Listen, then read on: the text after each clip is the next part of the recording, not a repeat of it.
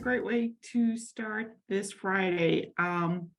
So this morning we have the honor of Brian Braginton-Smith speaking to us. When I spoke with Brian a couple of months ago before Christmas, I was just blown away by his enthusiasm and his energy for this subject. He is definitely motivated and jazzed up. So he will definitely, I'm sure, get us going this morning. Brian is a local on the Cape. He is definitely one of, I won't say one of us because I've only been here 10 years, so that doesn't really count. Well, maybe it does. He has been the chairman of the Board of Health in Dennis-Yarmouth in 2009-2012. He's been a 30-year member of the Rotary International. He's the president of Lewis Bay Research Centre, community director of Smart Cities, president CEO of Aquagen Infrastructure Systems, Inc. And that's just a drop in the ocean. I could go on, but I want to make sure that Brian has enough time to cover everything he wants to speak to this morning. Please welcome Brian, and I will pass over the floor to him. Thank you, Grace. Thank you, folks, for inviting me to be here. Just as a segue into this, a lot of you know who I am. I was actually one of the folks that was hanging out with Matt Trask and Tim Sadler and a bunch of other guys when they formed the Cape Cod Technology Council. Oh, there we go again, psychedelics. And glad I wasn't in control here. I have one purpose in my life, and that is to deal with the crisis that is before us. And the crisis that is before us is multifaceted. It's based on disinformation, misinformation, and you know, an unfortunate leadership problem with the truth and helping us to deal with this crisis, which is the reason why I'm here today. So to begin with, this first slide is a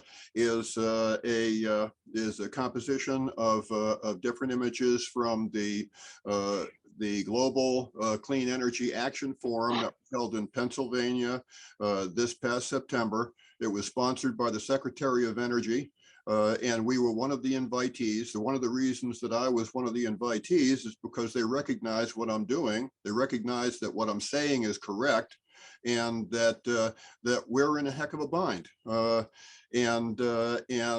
This is what we are trying to facilitate with the Cape Cod Watershed Institute. And it's not just about the kids. You know, our society has to make a pivot, has to make a transition to a new reality. And this involves a totally different way of looking at doing things. Instead of trying to get away with the least that we can get away with, we need to do the best we can to solve the problems that are facing us. Just wanted to make that pitch up here because I am passionate. I am quite frustrated with the conditions of the world today, and particularly in the United States. I have to say that the Biden administration is a breath of fresh air, and they're leading this pivot. And I'm very excited to be working with the top folks at the Department of Agriculture, the Department of Commerce, and the Department of Energy. So, and we're working with the absolute top. So in this image, what you can see is the forum in the center bottom with Secretary Grinholm. She's making the pitch there, talking about that this event was to mobilize a global action to deal with the crisis before us. If we look at that, we can see that there are a number of different pictures. On the upper tier, on the left, you'll see the Secretary of Energy, along with the team from the Beyonder Battery Systems. In the center is myself in discussions with the Beyonder Battery folks at their exhibit there. They were, by the way, one of very few folks that were invited to exhibit. And in the right-hand upper image, you'll see an image of a gentleman with a full beard and a blonde woman. That's Chris Cassidy. He's the head of renewable energy and sustainability for the U.S. Department of Agriculture, and the woman is the legal counsel for Beyonder. And I am working directly with them in order to bring this exciting and disruptive new technology to the United States. So let me get into the discussion on what it is. In the lower right corner, you can see that there is a battery module. Battery module is a storage media for energy, and it is a fundamental essential for us to be able to deal with the issue of climate change. Transitioning to renewable energy will be the future. And in order to do that, we have to have the capacity to be able to store excess power for when it is needed and when those renewable resources are compromised. Up until now, the fundamental battery system solution has been lithium-ion batteries, and they have been embraced, and they are the most important element in being able to solve this problem. What that battery is that you see in the lower right is a totally new technology that is not based on rare earth materials, but sawdust. And that sawdust is treated and manipulated into something called graphene, and that's actually what the battery is. It's a graphene battery system. Now, the benefit to it is that that battery has the capacity to be able to act like a capacitor. In other words, with a high energy discharge, and that's important for all kinds of different things, from heavy equipment to marine vessels. And it also has the capacity to discharge as a deep cycle storage source. So you can get a trickle out of it, or you can get a giant jolt, depending upon the demand. Next slide, please.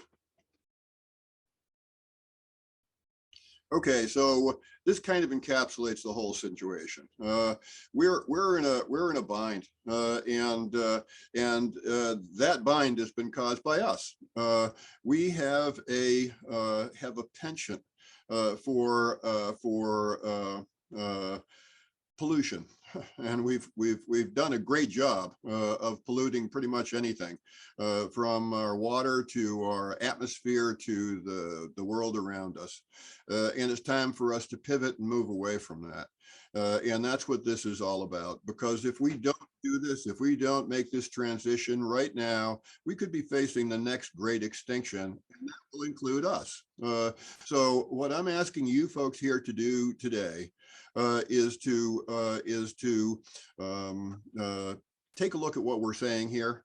And I need your help. I need your support, and I need your backing to be able to facilitate what we're trying to do at the Dennis-Yarmouth Regional Schools.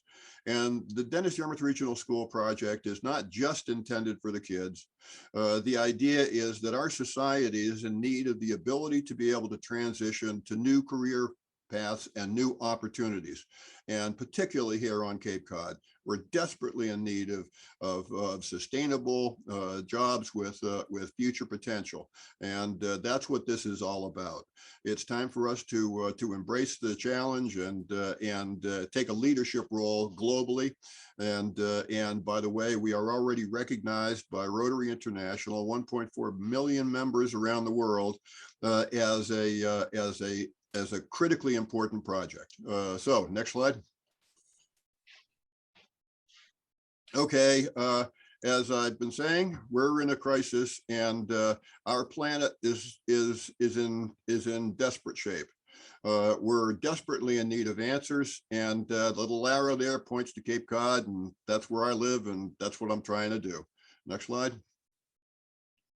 Okay, so what we have facilitated here is that this crisis that we're in is based on business as usual, and what I refer to as Plan A.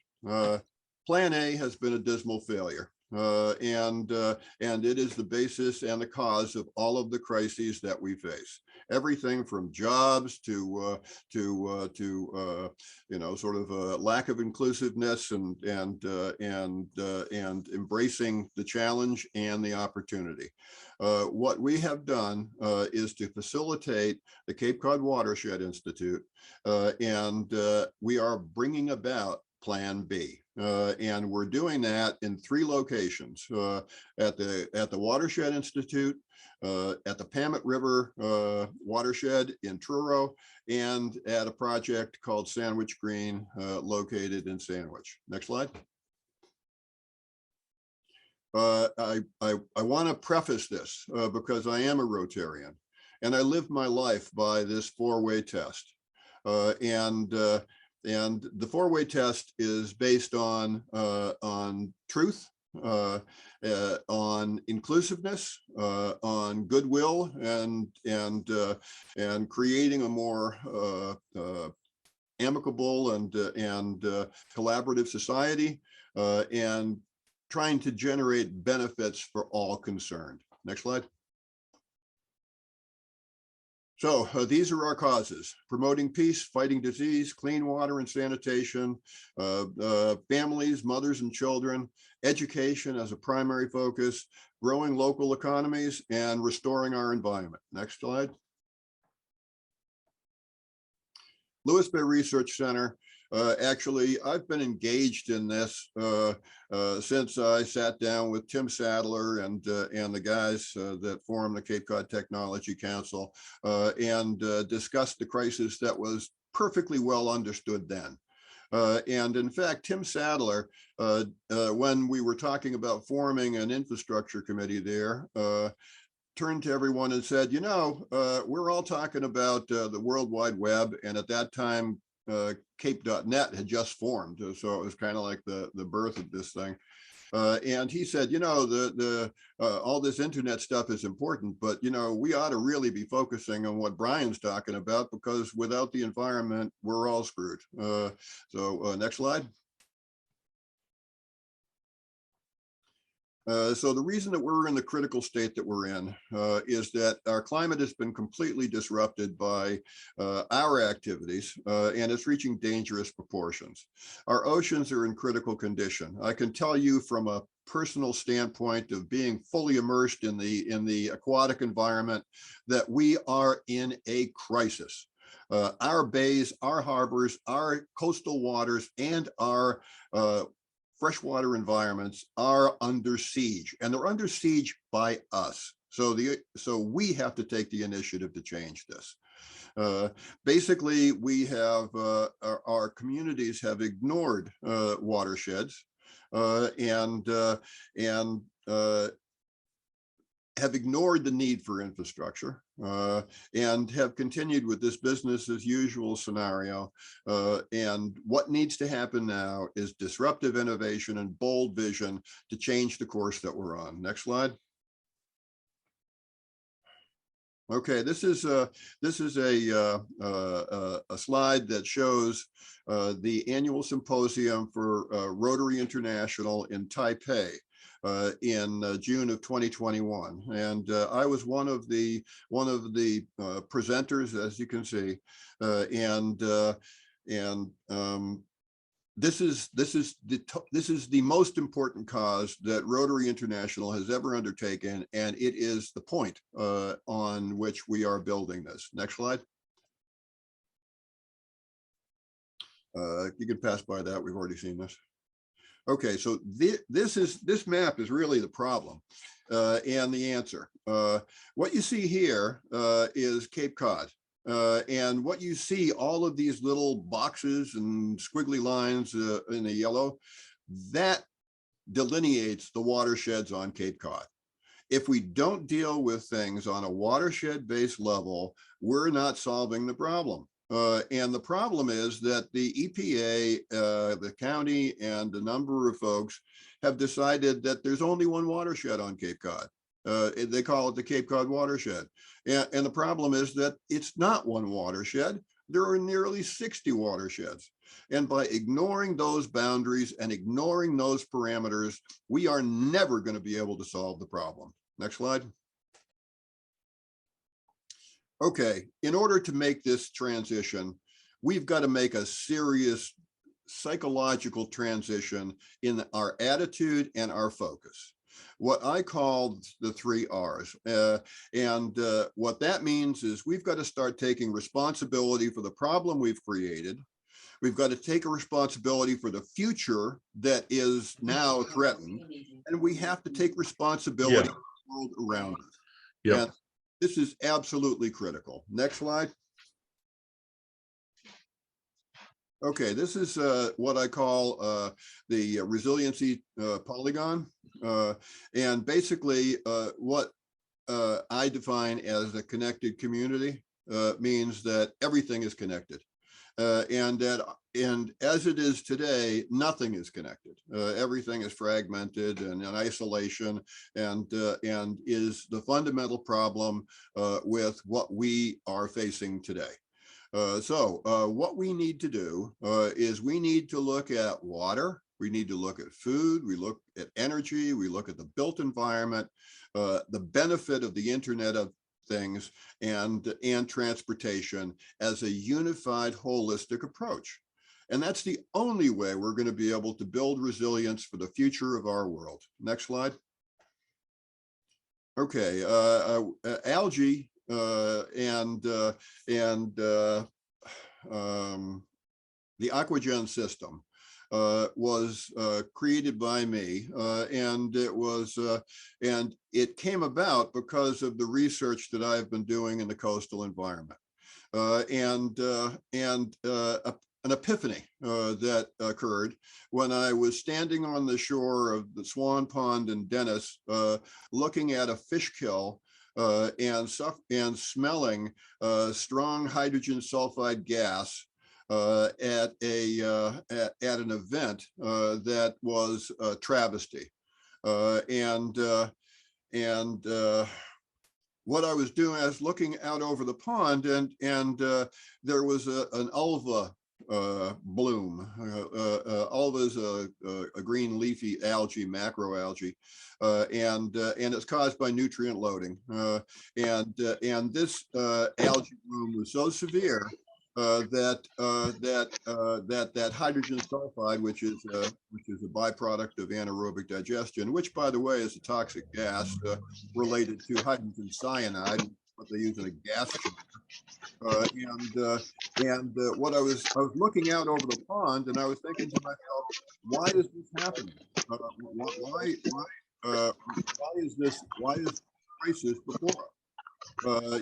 And the algae is Mother Nature's solution to the crisis that we've created. And normally, if you have an episode where there is a nutrient bloom, the algae is a very effective way of consuming that nutrient and sequestering it. The problem is that when it becomes systemic, the algae becomes systemic. And I had this epiphany where I was staring at this thing and saying, what's going on out here? Mother Nature is not a vengeful, vindictive entity. Mother Nature is life.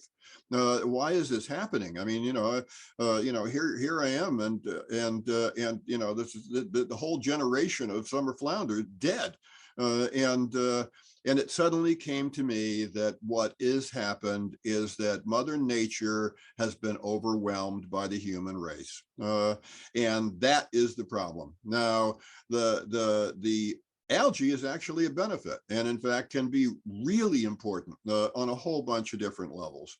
What we're doing is to integrate all of these natural solutions into a comprehensive package of education, hands-on learning, and opportunity. Next slide. Okay, so wastewater is really what we're talking about as a fundamental problem that's causing all of this coastal pollution.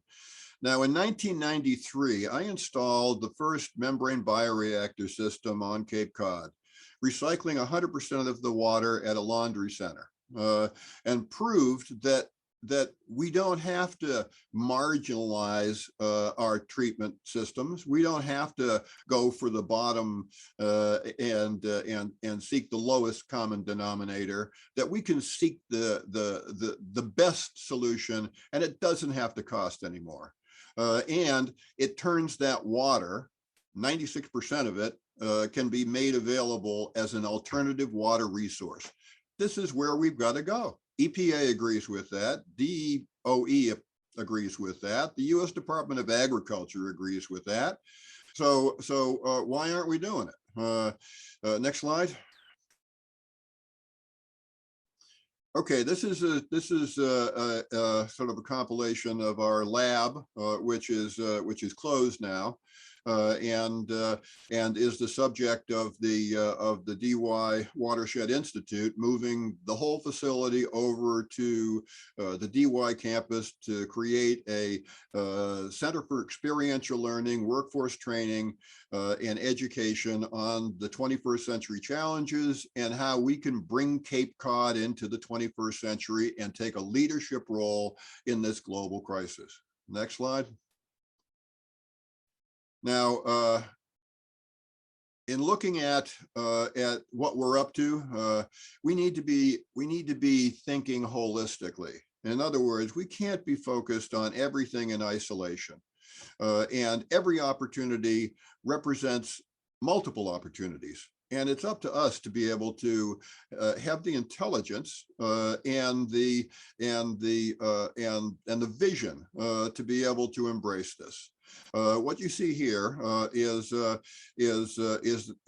advanced aquaponics, advanced algae biotech, and the slide up above under urban agriculture, it's not just about renewable energy, it's about integrational dynamics and value proposition, which is what we are trying to facilitate at the DY site. Next slide. So alternative energy is where we're going. Now, if you look at these two slides, the upper slide is an installation that we did at Midtech Drive in Yarmouth. And what you see there is a 10,000 square foot building with a 250 kW solar roof.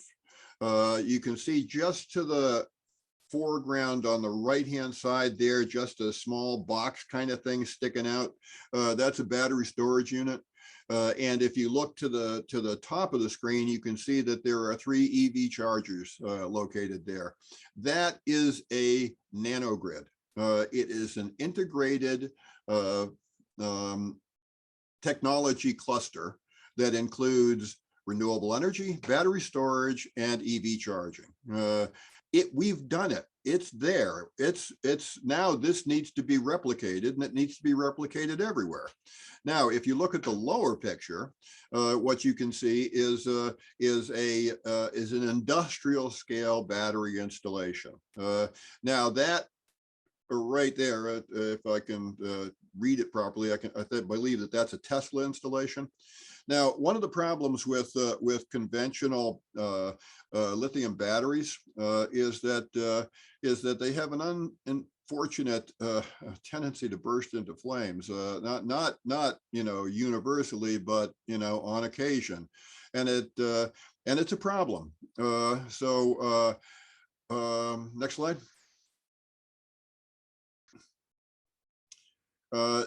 According to Tony Seba and the Rethink X group, we're in the most exciting transition ever to be able to confront mankind. And this is going to be something that's going to happen over the next 15 years. Now, Tony Seba talks about this, and the example that he likes to point to is that if we look at the transportation infrastructure, At the turn of the last century, 19th to 20th century, we went through a paradigm shift. And that paradigm shift basically went from horses to mechanical transportation. And if you were to go into New York City and you were to stand at Times Square, and it was at the beginning of that transition, and you looked around and you tried to find a car, you'd have a tough time doing it. In fact, in the pictures that he uses to exemplify this, there is a single car in Times Square in and amongst all the horses and carriages. 15 years later, a picture was taken from the same spot. And in that picture, there's only one horse. Everything else is an automobile. So that's the kind of transition that we're talking about. And that's the kind of transition that is before us. Now, we can, stumble around and be reactive as we always have been, or we can get proactive about this, embrace it, and take this as a cause. Next slide.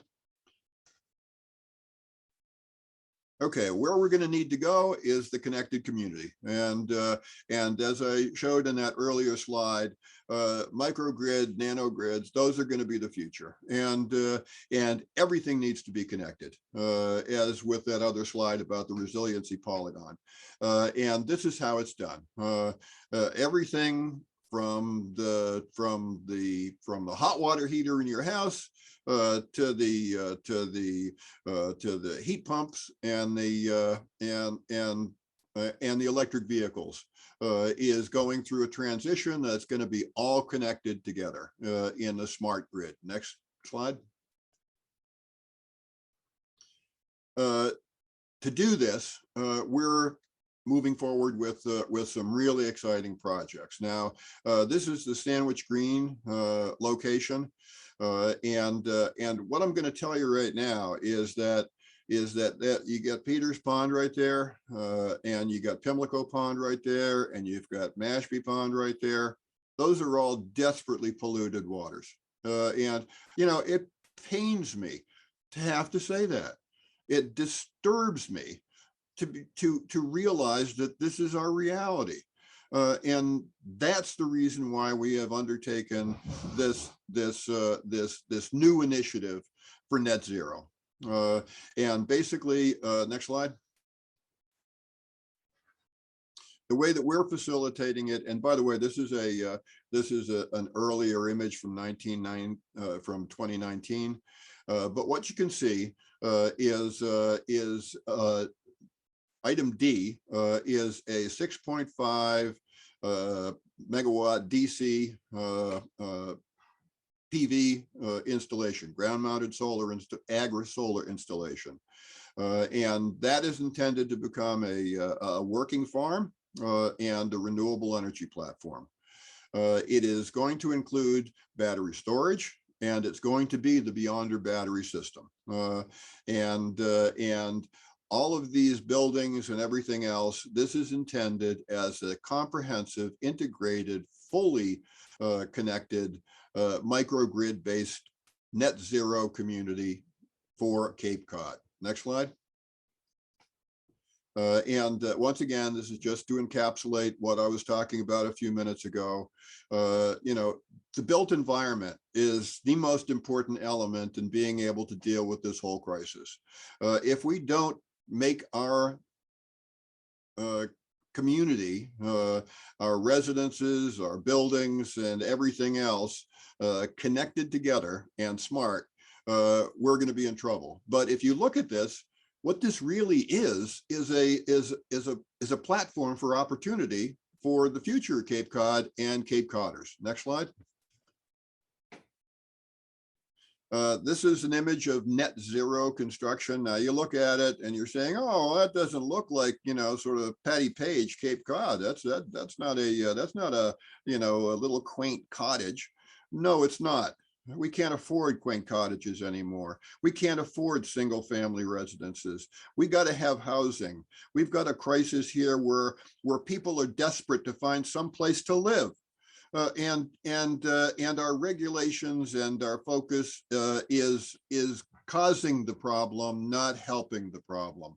You know, I might sound a little bit bitter. I might sound a little bit anxious, but it's because I am, and I'm frustrated because if we had dealt with this issue starting in 1993, we wouldn't be in the crisis that we're in. We got to change our attitude, and we've got to change our worldview to reality, not to some kind of you know, sort of a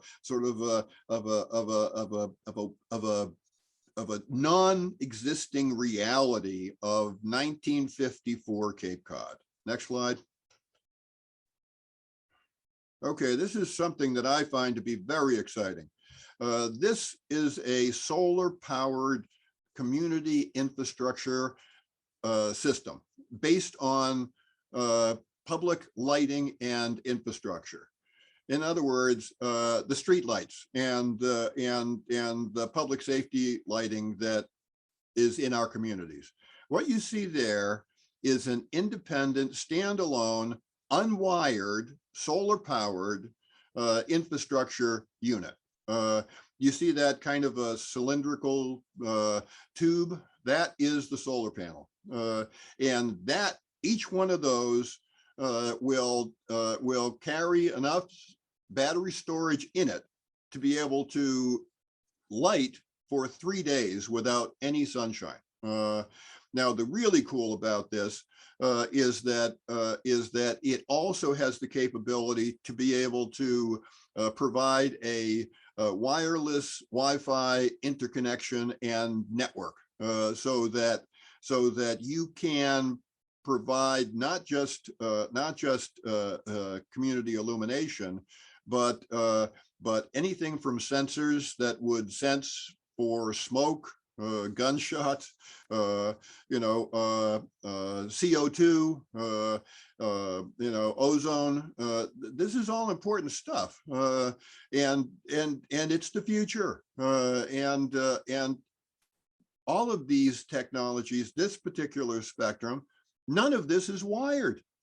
There's no wire going to those lamp poles. You know, think about the savings that represents.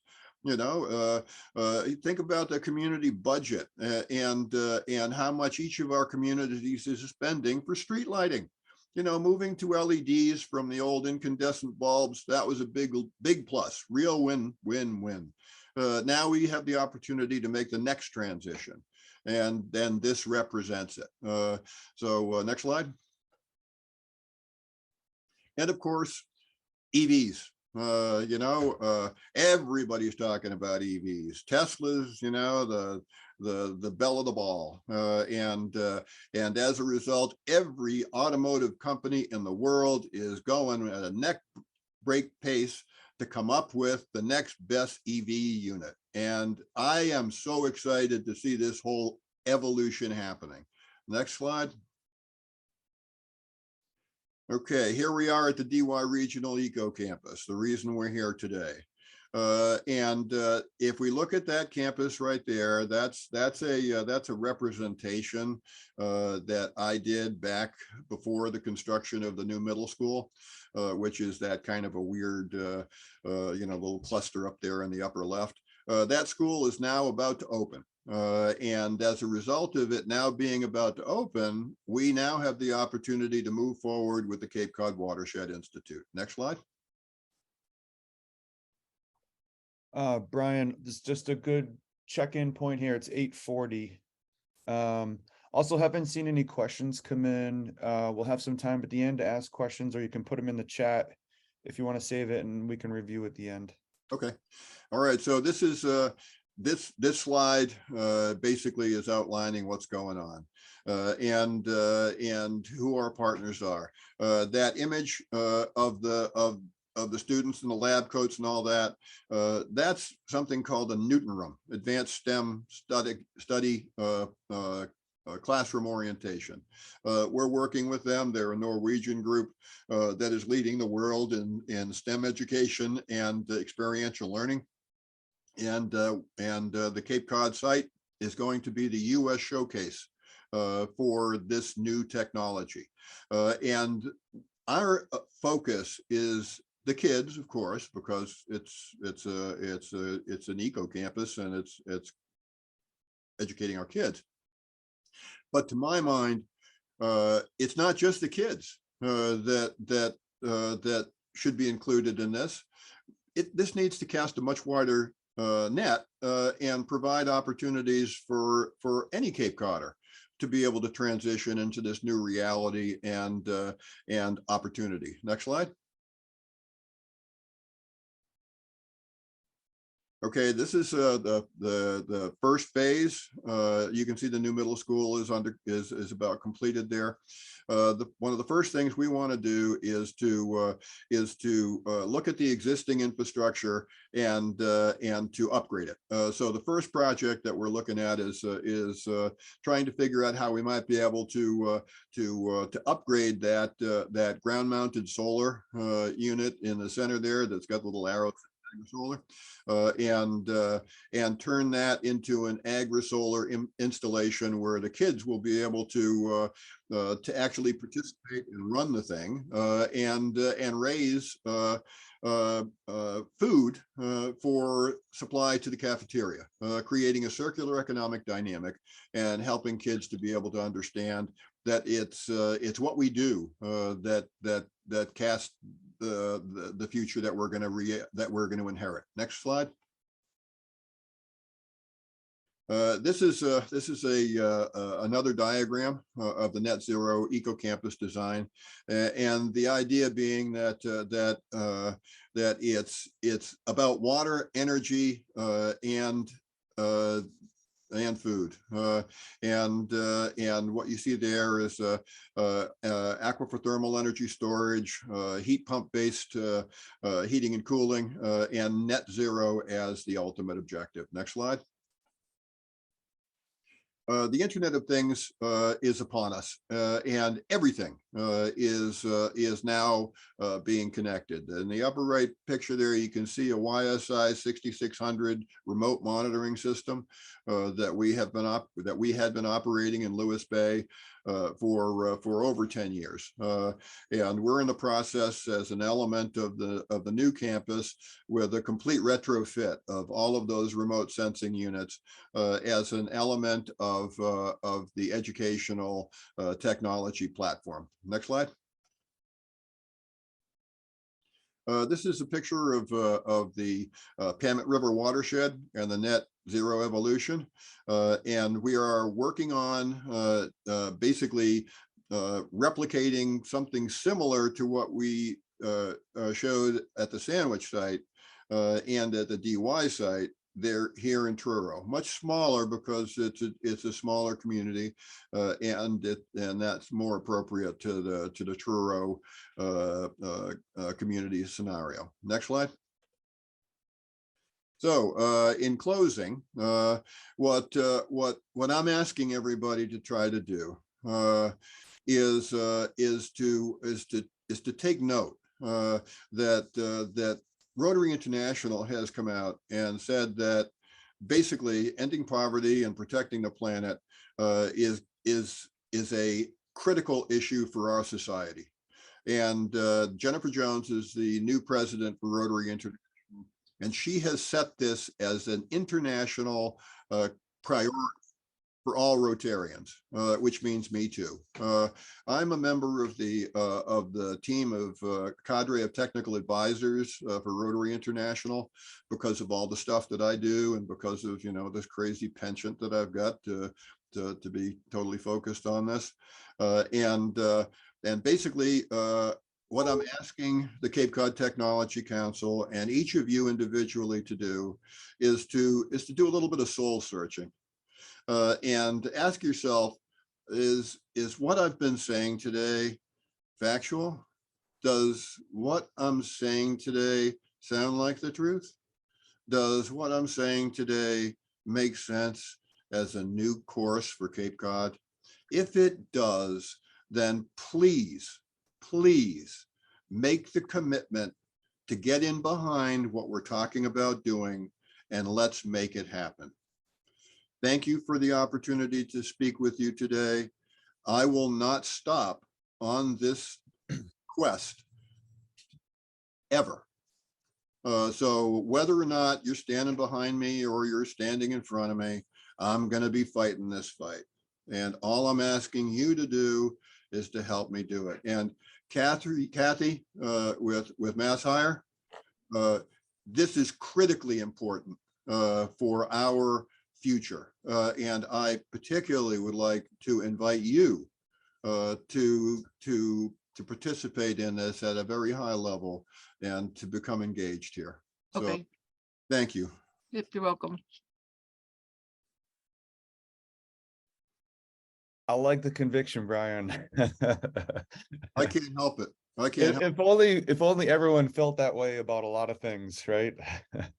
That was fantastic. Any questions, anyone? This is your meeting here. We've got Brian with us.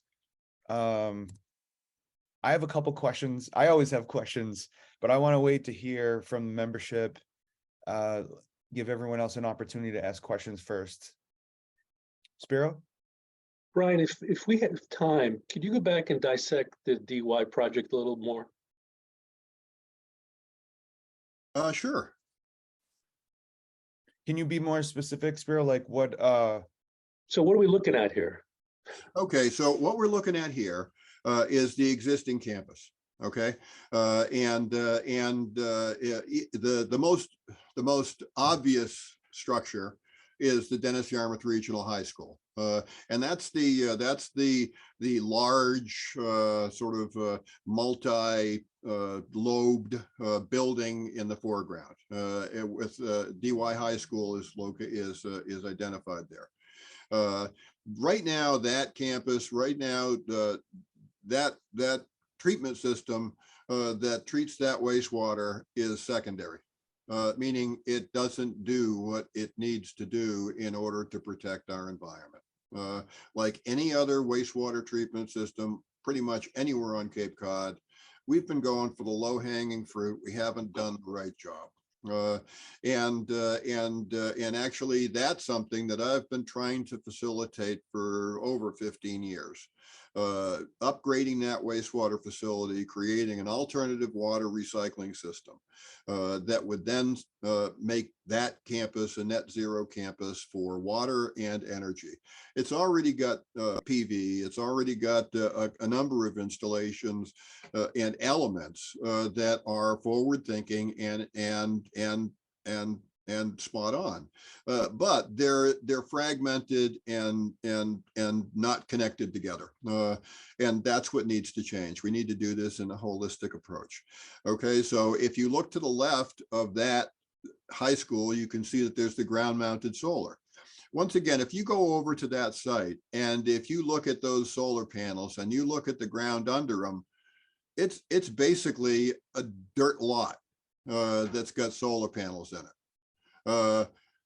It's like clear cutting and then preventing anything from growing.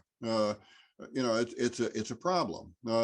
So the future is agri-solar, where you integrate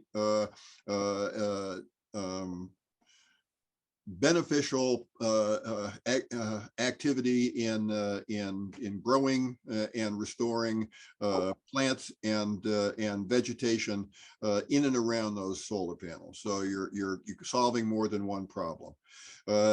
If you go just to the left of that, that's the new elementary school.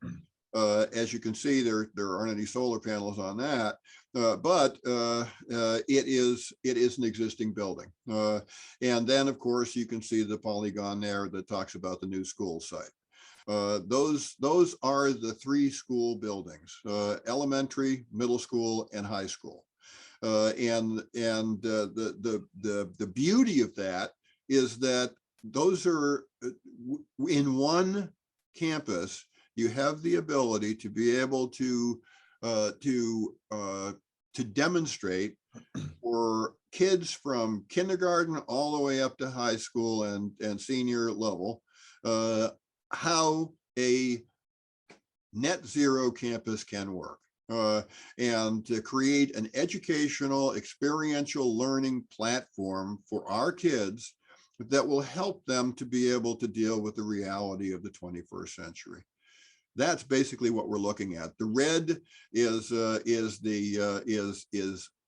let's call it hot water and heated water storage. And I'm not talking about 180 degrees. I'm talking about a few degrees over groundwater temperature. On the blue, that's what is called the cooling field. So basically, during the summer, ambient heat is captured just in a liquid state, and it is channeled into a well, and that well would be up in the upper left. During the winter, cold temperature is captured and sequestered in the blue field, so that during the summer you tap into that cool water on the field over by the football field there, and it provides cooling. During the winter, you tap into the heat thermal shield, and utilizing heat pumps, you're able to provide the heat. You're not burning anything. You're not using the air conditioning cycle. You're not using energy except just a small amount of energy that allows you to be able to pump the water back and forth between the two wells. That's basically what we're talking about. The black lines are basically reuse water and collection. So that's an infrastructure corridor. Now, if you look at that sandwich project, the value proposition associated with that is that it has an integrated utility corridor, meaning that when we put in a pipe, we put in the power, we put in everything into that trench. What does that mean? Well, we only dig once, and instead of 100% of the cost of that construction going to one element, it's shared. So now if we've got 5 different things, okay, so energy, water, wastewater, high-speed data, all that sort of stuff in one trench, then you've got 5 utilities going into that trench. So instead of 100% of the cost going to each utility, it's only 20%. Well, if you think about the savings associated with that, it's staggering. In anything we do, the piping and the support infrastructure represents 75% of the cost of a project. If you're talking about wastewater, that's the collection system. So if you're sharing that and you're reducing the cost by 80%, you're going to have a bottom line benefit, which is going to really make a difference to the community and our ability to be able to afford to do what has to be done. So that's kind of what that slide represents. That was great, Brian. Thank you. Jane had her hand up here. Go ahead, Jane. What's your question? Ryan, this is unbelievably exciting to me, and I agree with your passion and your thinking about needing to do everything at once. I'm also sharing your sadness about the water quality on Cape Cod, and I have 2 questions. I think it's fantastic to have this Watershed Institute at the DY campus. But I was also interested in your other educational partners, the community college, Bridgewater State, UMass, I assume, and I assume international partners with Rotary. I'm trying to get a handle on figuring out what's going to happen in this first year relative to education and relative to impacting local water. Because one of the things that frustrates me incredibly about our comprehensive wastewater management plans is this 30-year timeline. I probably won't be here. I want to know, what can I do today? What can my community do in the next year? How can we make a difference in Cape Cod water in the next year? So I'm interested in your educational partners, and what do you think is going to be able to happen in the next year? Well, you know, I hate to put it this way, but I'm 70 years old. I've been at this for over 30 years. And you know how much I've benefited? You know how much I've, the only thing that I've ended up with is a whole bunch of arrows in my back. So I don't have hope that I'm going to live to see whether or not we deal with this crisis. So I'm asking you folks to help me. We need to mobilize. Like you said, that comprehensive wastewater management plan, that's nothing but kicking cans down the road. The problem is that we've got such a pile of cans that we've kicked down the road that we can no longer get past them. Well, how soon, for example, can your wastewater treatment be expanded and duplicated? I think it's a fantastic model. And you said you've proven it works. How many places is it now, and how soon can it be replicated? We're right now, we've actually made some progress, although what we keep running into, this is DEP, this is the local boards of health, this is the town officials. They don't want to hear this, and they're continuing with the same old. The comprehensive wastewater management plan is nothing but a 19th century boondoggle. They're focused on solutions that are no longer relevant. So it has to be the town governments. We have to convince the town council and the boards of selectmen. Is that where we go? That's where we need to go. And the reason that we need to go there is because they've been getting disinformation. If you look at the historical track record, the way that the engineering community has dealt with wastewater is to get away with whatever we can get away with for the least cost. And that's all anybody cares about. If you listen to what everybody's talking about at town hall, it's what's the cheapest way that we can get out of this? How we don't want to spend any money. Well, if you want to do it cheaply, you got to put in this giant pipe and have one giant treatment plant. Well, you saw that watershed map.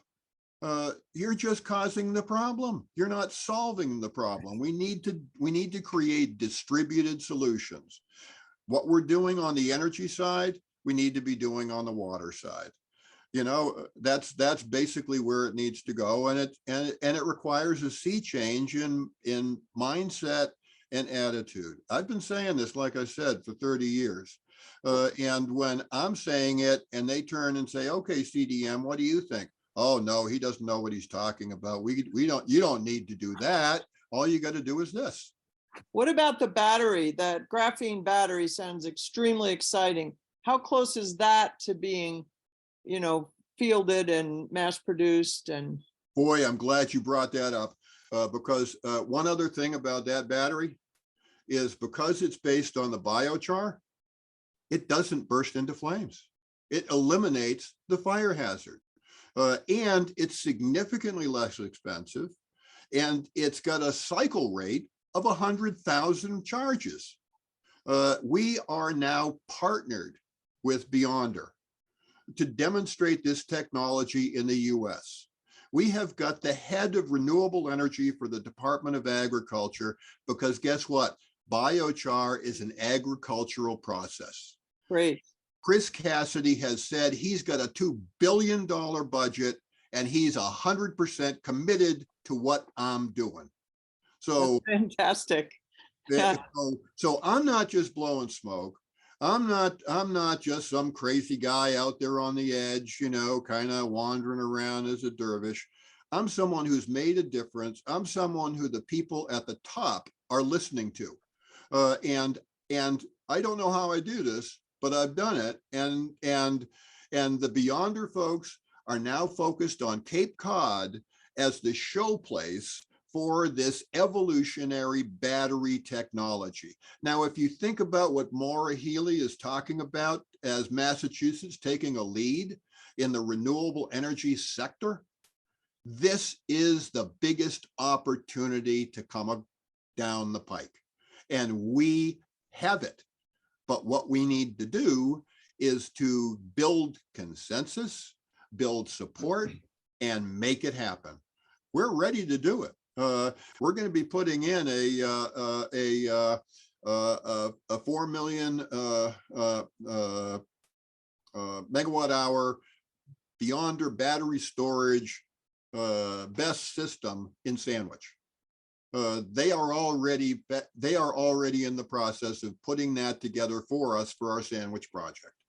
And they're going to be also working with us and the Newton Room folks, which is what that lab thing was, to create an experiential classroom, which will be equipped with the Beyonder batteries and demonstrate for the kids what new technologies are available. So this is already done and it's already in play. But what needs to happen is that you guys, other folks on Cape Cod need to say, hey, listen to what this guy's saying. You know, we got to make a shift here and we need to follow this new path. Because if that happens, as I've already kind of laid out, Senator Julian Cyr has heard what I've said. And Senator Julian Cyr has created a funding mechanism of $1.37 million to facilitate this platform. And this is just the beginning. So we've got the Department of Energy, the Loan Program Office, that they're talking about 100% funding of everything associated with the Sandwich Project, the Truro Project, and the DY. That's great. That's fantastic. Thank you so much. Thank you, Brian. This is great. Fortunately, we're at the end of our time here, but we'd love to learn more. How can we get involved? How do we follow you? How do we get updates on what's happening with your projects? Well, I'm currently fully engaged with the Dennis-Yarmouth Regional School Systems and with trying to help to facilitate this. What I'm working on right now is mobilizing the administration there to support what we're doing and to create a platform to be able to provide a venue for what we're talking about here, for all of us to be able to come together with a common cause here and support this initiative. Carol Woodbury is committed. I can see that Phil Morris is joined us, and Phil is a Rotarian. He's a good friend of mine, and he's also committed to this. So is Carol Woodbury. So is Paul Funk, the principal, and the administrative staff at DY is absolutely riveted with what we're talking about doing. And in fact, they're committed and they have signed a memorandum of understanding for this whole thing to happen. So all the pieces are here. We've got the key players at the table, and I want you guys to be at the table with us, because it's all of us that have to facilitate this. And then it's not just for DY.